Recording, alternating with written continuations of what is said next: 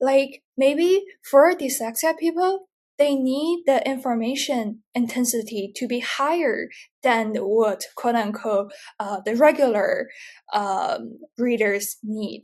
We need more information at the same time so that it can keep us hungry and keep us like want to keep go forward. And if we like have to read word by word, it could be too slow for us. And I think got me diagnosed when I was in 3rd grade, and it was the most relieving day of my life because I finally had like kind of a place to hang my hat and say, see, I told you, I'm not lazy, definitely not stupid.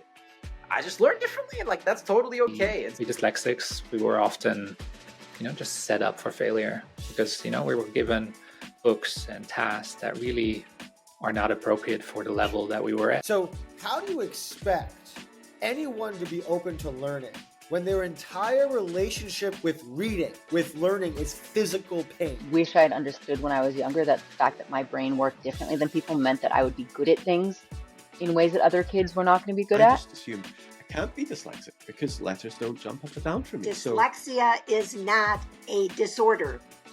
It is not a disease. Once you sort of own it and embrace it, then you can have the power to deal with it. It's sort of empowering and also enriching to the whole community. To those who don't understand what dyslexia is, that it's not a negative, it's not a problem, it's like we keep saying superpower. Hey everyone, we are Sonia and Nick, and this is Dyslexia Journey. And today we are excited to welcome Haiyu Zhang to the show. Haiyu, welcome to Dyslexia Journey. Thank you. Thank you so much for inviting me, and I'm so excited for being here. So we're having you on as part of our Dyslexic Voices series. You're also going to talk about some work that you do that I think people will be very interested to hear about as well.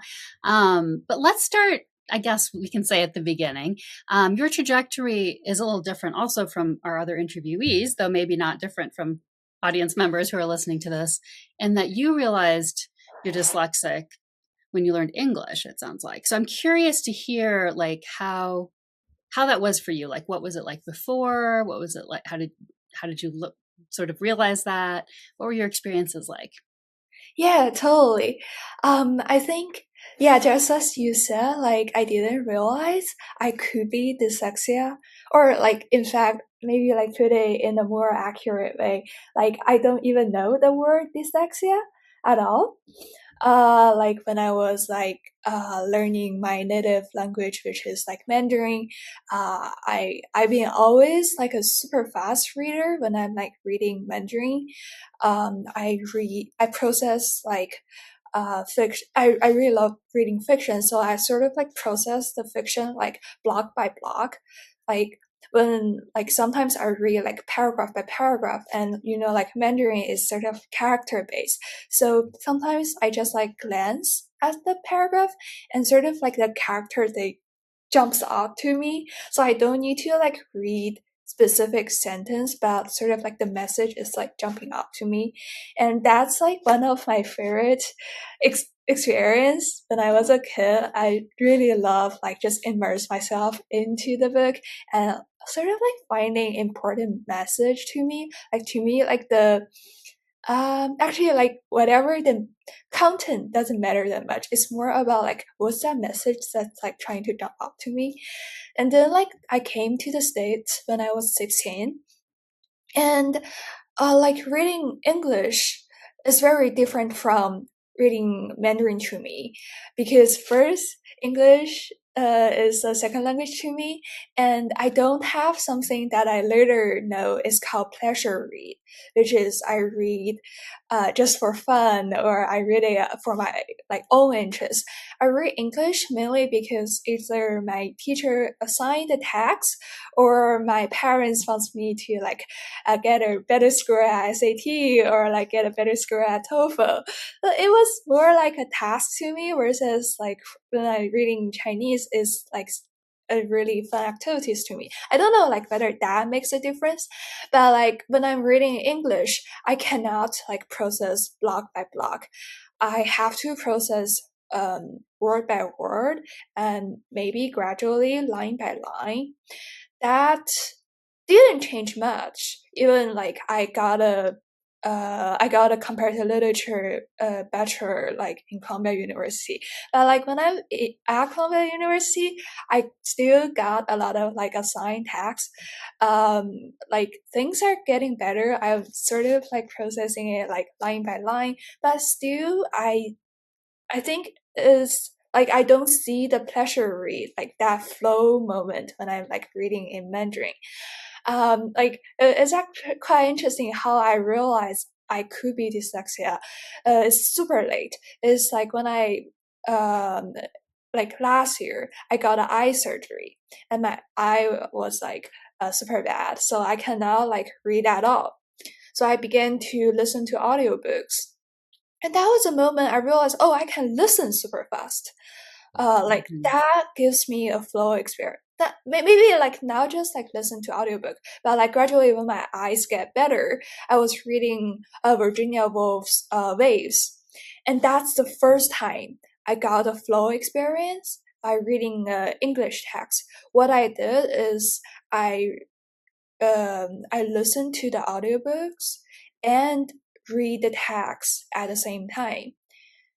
That was like really a new finding for me. So I was like, oh, why is that? And then I learned about, oh, there's the whole thing called dyslexia. Like people could have like different ways of like reading. Maybe my brain is just like wired differently than like it's supposed to read English. And then I realized, oh, maybe it's not like my English is super bad. Like I never improve. Maybe it's just like I need to use audiobooks and I need to sort of like use the text at the same time.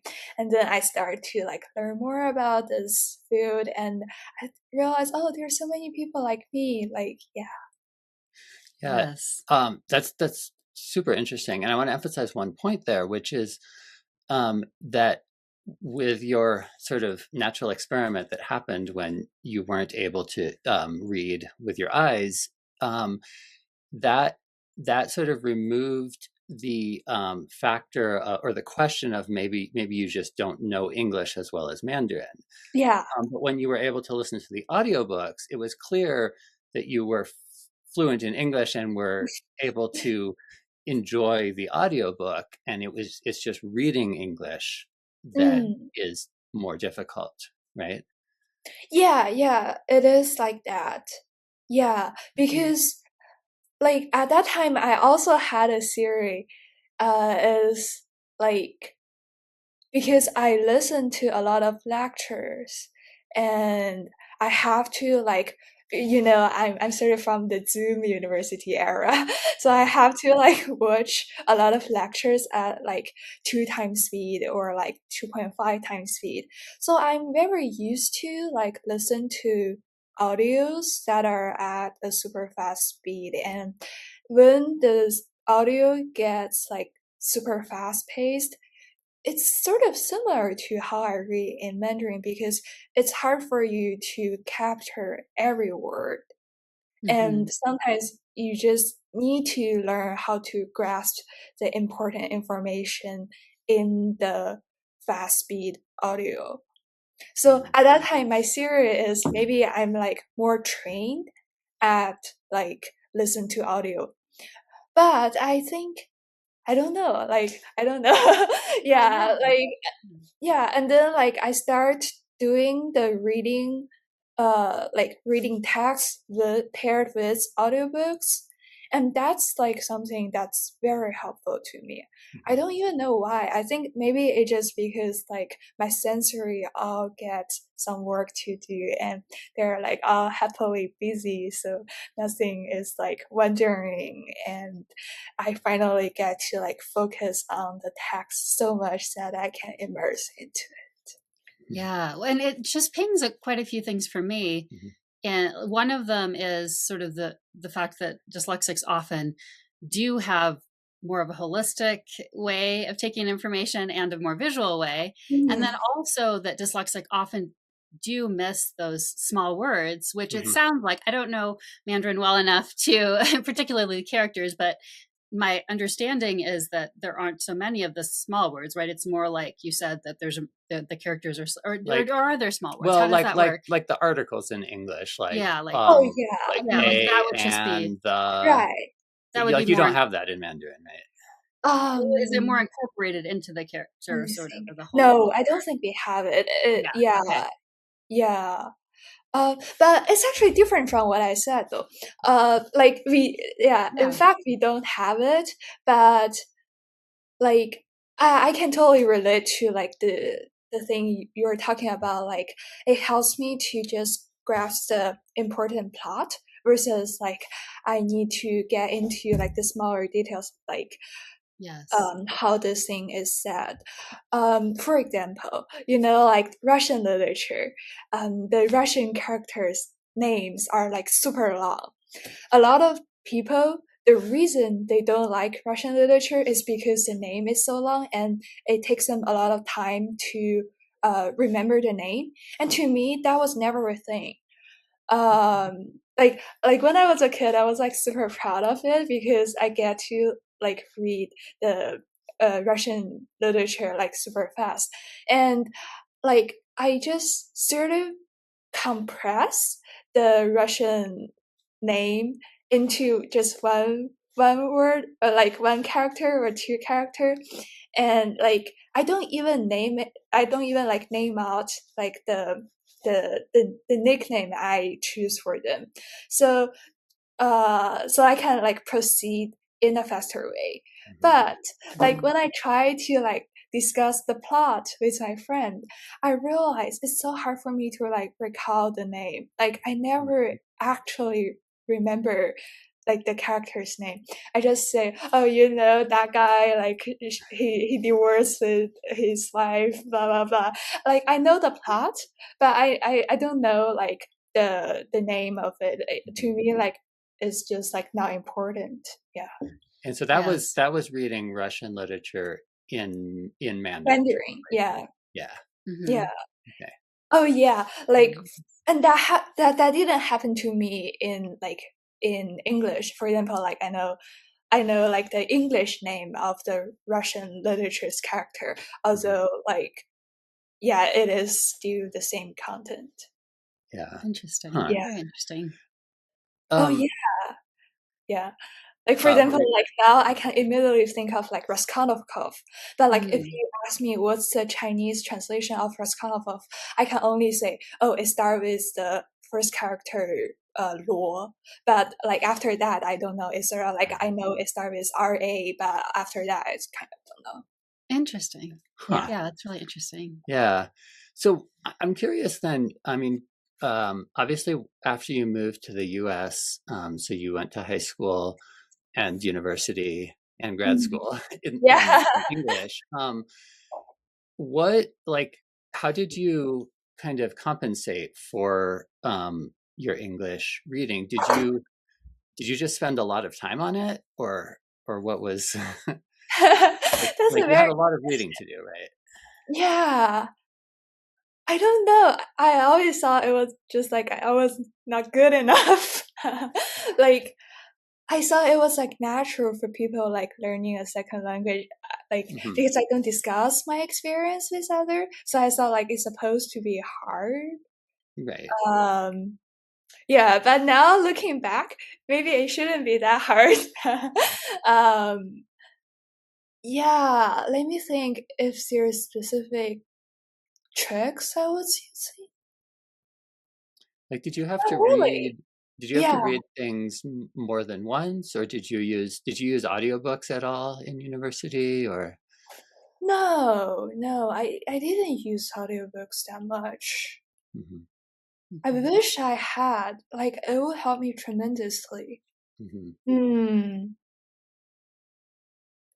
Yeah. I think I was just like reading. Oh, yeah, one thing is like I don't check dictionary. That could be a thing. I don't even see it as a trick, but it's just like I need to focus on the text, and to me checking dictionary is something that's distracting for me. Mm-hmm. Mm-hmm. And I don't like taking notes that much. Mm-hmm. Mm-hmm. I usually just like highlighting. And that's the same when I'm like reading Chinese. Like for Chinese, I almost never annotate. And like, oh, I still remember like in high school, like that's reading English. My teacher was asking us to read some fiction, I think, and like one of the homework is he wants to check annotation to make sure that we actually read. Mm-hmm. We're And familiar with I that. have to I have to like first read the chapter and then go back to it, pretend that I'm like annotating to fix some like annotation, and basically I just write like plot summary, which is like very boring annotation, and to like say, oh, I actually read the chapter. Yeah, so our Yeah. dyslexic daughter had the same experience with that in high Mhm. school. Annotation seems to be especially difficult for people with Right. dyslexia. Mhm. Yeah. Yeah, I totally relate. Yeah. Yeah. I'm curious if you notice anything else, maybe now more than before. Like, do you notice anything with fonts or anything Oh, like that you find? And maybe this is going to transition to your current yeah. work. I don't know, but yeah, like, do you notice that certain fonts are more difficult for you, or not as much for you? Yeah, totally. Um, yeah, I think like now, because I sort of like stand from a designer's point of view, I get to like do more research, which I like to learn about how people read. Um, I see that like there's research suggesting like font matters, and to me, like font doesn't matter that much. Like I do have a preference on font. Like I think some font are like prettier than other, and like I I think I have like a very strong preference that happens to like Chinese, that also happens to like English, because like when I'm reading, especially when I'm reading on Kindle, like, or like on those like digital devices, I care a lot about like the font. I think but to me the standard is different. It's not like it has to be clear, but it's like it has to sort of like mimic the experience I'm reading in paper book. Like I don't want it to be like a font that's like a research paper. To me, that's kind of like a bad memory. I want it to be like a fiction or like a literature book, like a pretty font. So like it makes me feel like I'm reading something interesting versus like something boring. Yeah, I think that's one notice which I don't find a lot of like research support. Mm-hmm. Interesting. Yeah. Actually, I want to talk a lot more about the work you're doing currently, but I do want to go back to one question about the difference between Mandarin Chinese and English. Mm. What are your theories for why dyslexia didn't show up for you in Chinese, or in general, why we don't hear as much about people being dyslexic in Mandarin? Yeah, totally. I have several theories which I've been like briefly discussed with you earlier. Like there's several things. I think the first thing is like Mandarin essentially is a character-based language, and English is a phonic and like sound-based language. So in Mandarin, I don't need to like hear the sound at all. Like for example, like I don't know this word. Like I never seen this word before, and I don't know how to read it. But simply by looking at it, like by how it writes, I can decipher like the meaning of it. Maybe this sounds kind of abstract. Well, so I think, yeah, I mean, to help out for people who aren't familiar with Mandarin, and I don't claim to be an expert in Mandarin, but it's each word is represented by a single character. Right. And so it's one character which has which represents an entire word, as opposed to English, which is a word is made up of multiple letters that are broken up into phonemes, right? Yeah, yeah. So let me break it down. Yeah, I totally agree. So it's like one character. Like when we are a kid, we learn about like the potential symbols that can composite a character. And once we learn about those potential symbols, you see, oh, the symbol A, it represents grass. Symbol B, it represents water. Symbol C, it represents fire. Something like that. And then, like, even we don't know about the character, but we can recognize some of the symbols we know in the character. And then we know, oh, this character is fire related because I represent the fire symbol. And that's like that's what we call like is meaning representing symbol. So it represents the fire. And then the other part, usually there are like two parts in one character. And that's the left part is the symbol representing. The right part is sound representing. It can sort of represent, oh, like if you see this, it means it ends in on. If you see this, it means it ends in mu. Something like that. So you like, even though you don't know about this character, like you never seen this character before, but simply by looking at this, you can still like, at least you can have several potential guess of like how you pronounce this character and what this character mean. And like when you're reading super fast, you don't care that much. You just see, oh, that's fire, and you just go forward. And like because you're reading a paragraph versus like you're reading a character, so like even though you don't get like the 100% meaning of the character, it still doesn't matter. So oh yeah, and coming back to the earlier point of like I never checked dictionary in English. I think I supposed to check English dictionary, but like this kind of like a trick ever since like I was a kid in when I like reading in Mandarin, because I don't need to check dictionary. I don't care that much about like the details. Like I just sort of like deciphering like, oh, this word could potentially means this, and then I just keep going. So interesting, because a part of what you were describing reminds me of like the Davis method. You know, there's some methods here where Oh, they've tried to teach dyslexic kids by having them associate like a visual with each word, like maybe the look of the word, but then make it also visual. Or even You know, making Yeah. letters out of clay, like a physical oh, representation. that's Mhm. interesting. Yeah, it reminds me a little bit of what's Yeah. naturally happening there anyway. Part of it, not all of it, but Yeah, and Yeah. the other comment I wanted to make is that the way you describe it, Mandarin Chinese sounds like the ideal language for dyslexics, because many Oh. dyslexics are very strong in visual Uh-huh. skills and Mhm. art and pictorial Yeah. representations, right? Yes, yes, yes.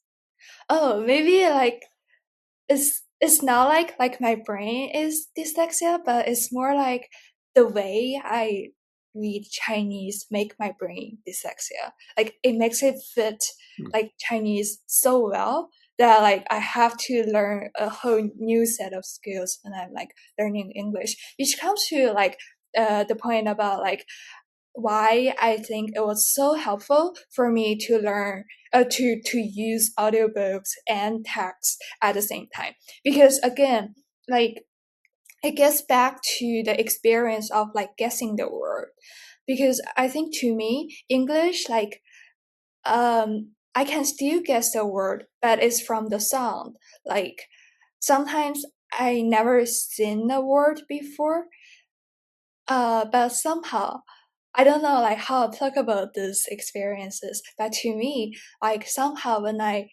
hear a sound, I can kind of guess the meaning of it. Mhm. Which is like in that way, like when I'm like listen to audiobooks, I actually have the experience of like deciphering and guessing the sound, versus like in Chinese, like when I'm reading it, I have the experience of like guessing Yeah, this, interesting. guessing the meaning. Yeah. So interesting. Let's talk now about some of the work that you're doing.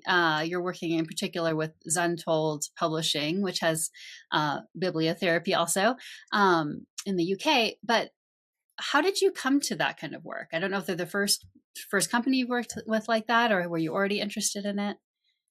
Yeah, I think they're yeah, it just like they're what they're working on is like so specific, and like there's really few companies that are like doing works that are similar. So I kind of like reach out to their CEO on LinkedIn, and I was like, "Oh, I'm so interested in your work.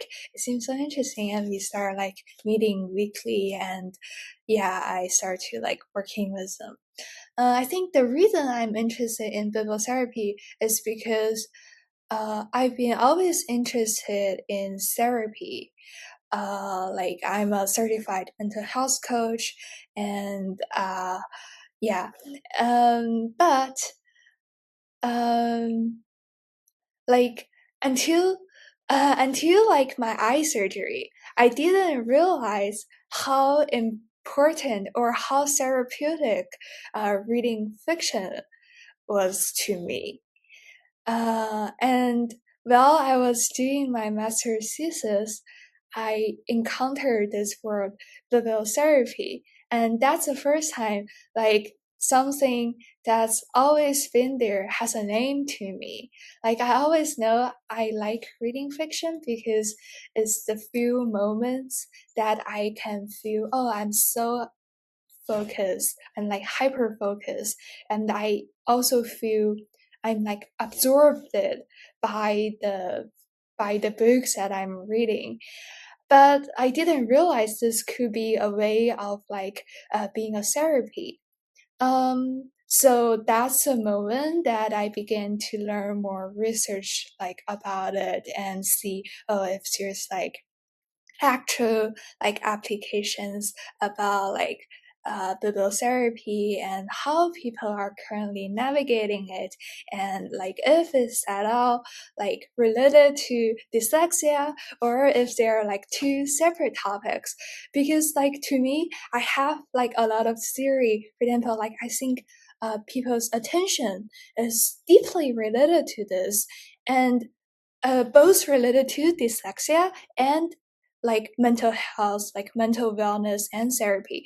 But I just don't know, like if it's possible to like connect all these topics that makes me excited and like try to like blend them together. Yeah. Yes, those are all really interesting topics. Yeah. And So current. Yeah. yeah, and I think you're actually doing some work very specifically around making this bibliotherapy more accessible to people with dyslexia, right? Yeah. So right now, like what I'm doing at Zentot is I'm designing a immersive reading experience, which is what they call a living book, for people like with dyslexia or even just like people like to use audiobooks.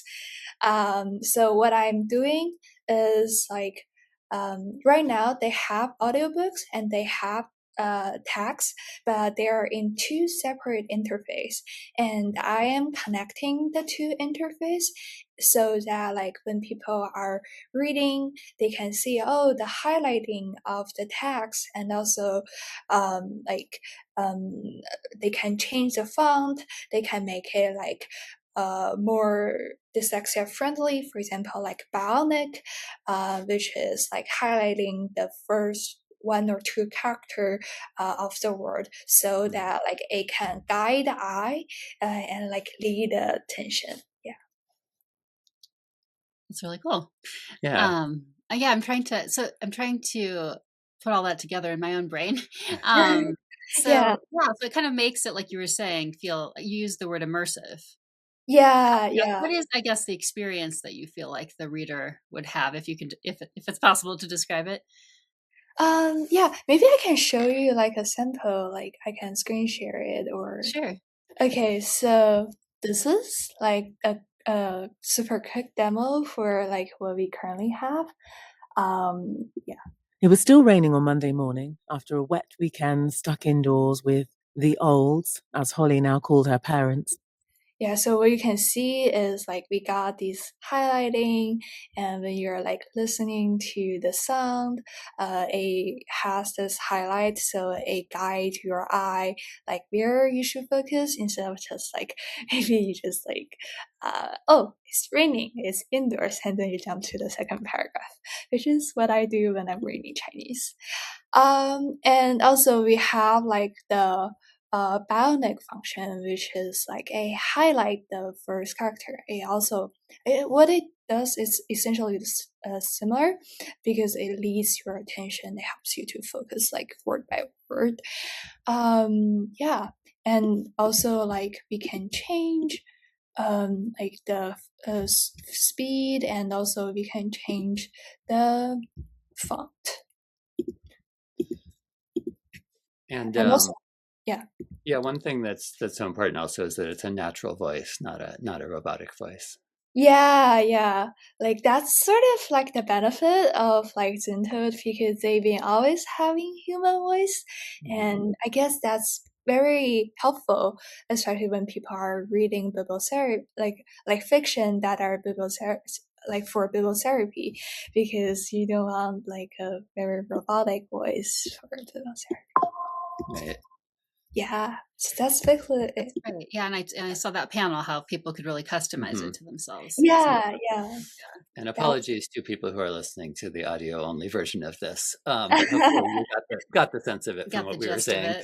There was kind of a panel on the side that you could bring up to make adjustments of all sorts, and then within the text itself, it was highlighting the word that was being spoken. Yeah. But like last time, like talking with Nicholas about this experience, actually it helps me reflect some of the design decision I made, and like, and I don't know, like this is just like what I'm thinking, because I think right now how people are treating dyslexia is that they're kind of helping them to go back to quote unquote the normal way of like reading English, or like reading whatever. Like for example, what I design is like I help you to like guide your eye to read word by word, and like instead of like using the quote unquote the dyslexia way, which is like picking out the important word from the paragraph and then I just jump to the second paragraph. But when I was a kid, like in China, and when I'm reading Mandarin, I was so proud of this skill, because like for people, for example, like for my classmate, they need to read like a week to finish a book, and I only need to read like a night to finish a book. That's because I don't read a lot of details, but second, I get the plot and get the meaning, and I think that's it. Like, I don't know, and I think that really helps me to create like a passion for literature and a passion for fiction. And just as I was talking about this earlier, I think maybe there's something about attention that people still don't understand that much. Like maybe for dyslexia people, they need the information intensity to be higher than what quote unquote the regular readers need. Like we need more we need more information at the same time, so that it can keep us hungry and keep us like want to go forward. And if we like have to read word by word, it could be too slow for us. And I think maybe that's why like it helps me to read these audiobooks, because first in reading audiobooks, like reading audiobooks with the text, I get to use both my sound, like my ears, and my eyes. So like more parts of my brain get activated. So it's like I'm happy about it because my attention has somewhere to go versus it just like wandering around. Am I just like thinking, oh, it's so boring, blah blah blah. And also like for the audiobooks, I can change it to a higher speed. So like higher information intensity creates, and my brain gets activated in a better way, and also my eye is satisfied, my ear is satisfied. So together that gives me a very good experience. Yeah, so that's kind of my series. So I don't know, I just feel like right now what I'm designing is still like following the research I'm reading, which is very good. I think it could be helpful, but maybe like for dyslexia people, like people have different reason be dyslexia. Like maybe for some people, like there's other ways to make dyslexic people more dyslexia so they can read and proceed and grow in their own way. Yeah, I mean, I think that's really true. There's been a lot of research that has been helpful lately, but I think there's still a long ways to go. Yeah. Yeah, and I think you're almost describing a paradigm shift in the way that we approach dyslexia, really embracing even more the dyslexic strengths and their natural tendencies, rather than trying to, I mean, even the term remediation, which we use, they use in school, I guess we should say. And that tends to always slow things down, it's like make dyslexic things, people, which is kind of the opposite. Yeah. And so what you describe also is so consistent with what we have observed and what we have heard from dyslexic people. It seems like people who have dyslexia either kind of don't really get to be fluent readers and then don't really read that much, or the ones who do become fluent readers, the way they describe it is like they see the whole page at the same time, and they're just kind of reading holistically, like you said. Yeah. Right. And that kind of reminds me of another thing. Like for some people, like they see the color of numbers and they see the colors of certain sound, they see the colors of certain words. When I was a kid, I kind of also have that. So I think it was because like the brain was like connected with some like parts. And our daughter who is dyslexic, has that experience as well. Right. And so from our sample size of 2 here, we can... Well, yeah, because of course, yes. As we know from our conversation with the IDs, there are lots of different genes making up the pool of people who are dyslexic. But yeah, I think that there are a good number of people where that's true. Yeah. And it kind of goes back to the way that we were discussing earlier, that like in that sense, it makes a word more visual. Yes. So you don't have to like process it so closely. The word, it just together, it gives you an image, which is so beautiful. Like, I think that's even a better experience of regular reading, because it makes you really feel the text versus you understand the text. Like sometimes you feel the text before, like, because when I was a kid, sometimes like I read very complicated fiction and I wasn't mature enough to understand what's going on, but I have a very good intuition. Like, I know, I feel the text. I know what's sort of talking about. And like the essential, like the most important message, it kind of just lives in my brain. And for example, I was reading Franny and Zoe when I was like 12 or something. Like at the time, I can never understand like what does it mean, like the religion, blah blah blah. But I just naturally know this is so important and it's such a good fiction.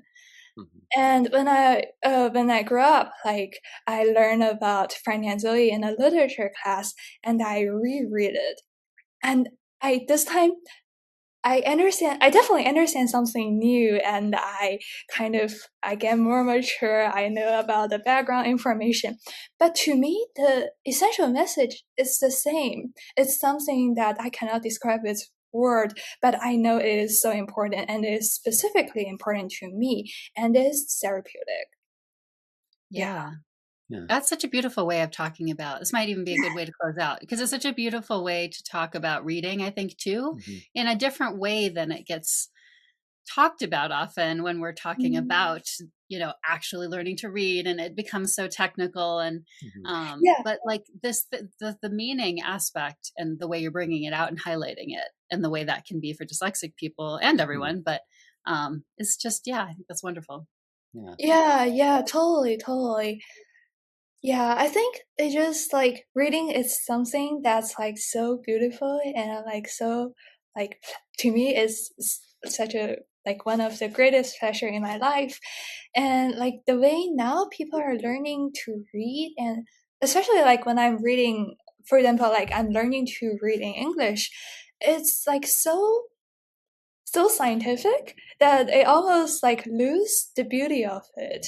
Like it was no longer like pushed by interest. It's no longer like I pick up whatever work that seems interesting to me personally, but it's more like, oh, now you're at level 1, so you read all the blue books and blah blah blah. Yeah. I mean, I wonder too if there's sort of an evolution that will happen with reading, because so many people are also talking about.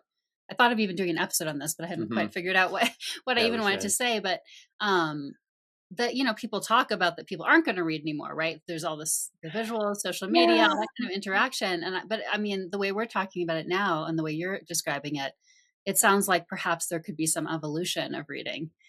In that way, so it's not like we're never reading again. It's just that it comes along with us into this world. Totally. Yeah. And I think maybe like it's now like we make the reading experience more fancy, we make it like more complicated. It could be just like we go back to, we just read paper books and you get to pick whatever you want to read. Yeah. Yeah, no, because that's important too, because you've got the tactile sense there. I mean, so it's Together they give you an experience, almost like you choose a fragrance. Like you didn't just choose the smell, you also choose like the bottle and blah, blah, blah. Oh, that's beautiful. I like that metaphor. The reading experiences, choosing a fragrance. Yeah, it's good. All right. Well, I guess as we wrap up here, if people want to reach out to you, do you want to share a website or a contact information? Yeah. I can share my email, and also I have my personal website that people can reach out to me. Okay, we will. You can save them now, and then we'll put them in the. Okay, my email is hc2784@gmail.com. Yeah, that would be the best way to reach out. Yeah, and we'll put that in the description box as well. Yeah. Well, thank you so much. This was so enlightening and such an interesting conversation, and I think it'll be very helpful for people out there to hear. So thank you for joining us. Thank you. This is also very refreshing for me, and I got to talk a lot of topics that I've always been processing quietly in the back of my mind, but I never get an experience to actually share it out. Thank you. Thank you. Thank you.